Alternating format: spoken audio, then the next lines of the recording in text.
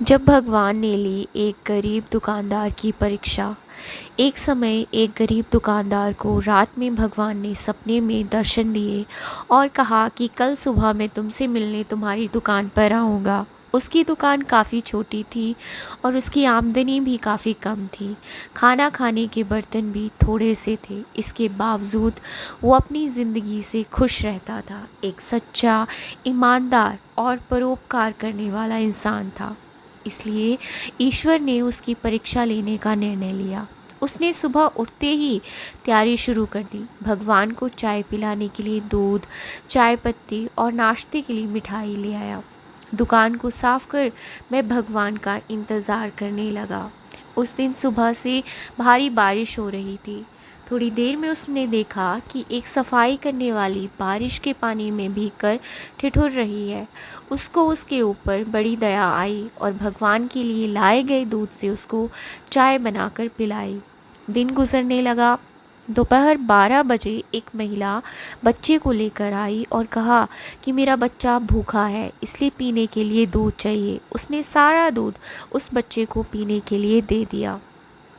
इस तरह से शाम के 4 बज गए।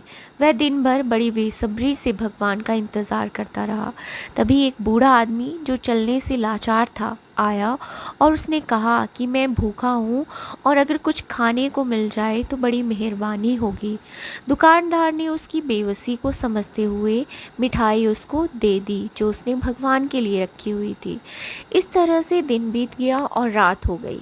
रात होते ही उसके सब्र का बांध टूट गया और वह भगवान को उलाहना देते हुए बोला कि वाह रे भगवान, सुबह से रात कर दी मैंने आपके इंतज़ार में, लेकिन आप वादा करने के बाद भी नहीं आए। क्या मैं गरीब ही आपको बेवकूफ़ बनाने के लिए मिला था?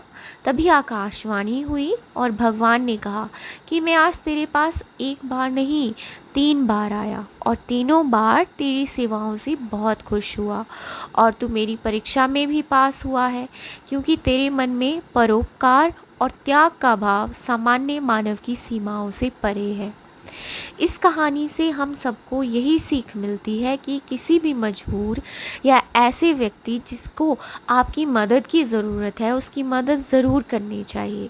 मदद की उम्मीद रखने वाले ज़रूरतमंद और लाचार लोग धरती पर भगवान की तरह होते हैं, जिनकी सेवा से सुकून के साथ एक अलग संतुष्टि का एहसास होता है। सच्चे मन से ईश्वर की आराधना करने वाले महसूस करते हैं कि उनका भगवान हमेशा उनके साथ रहता है। कभी कभी भगवान खुद अपने भक्त की परीक्षा लेते हैं और जानने की कोशिश करते हैं कि भक्त कितना उनके करीब है और किस तरह से परमपिता परमेश्वर द्वारा बताए गए मार्ग पर चल रहा है। ओम शांति। ओम शांति। मनुष्य को हमेशा परोपकार के मार्ग पर ही चलना चाहिए।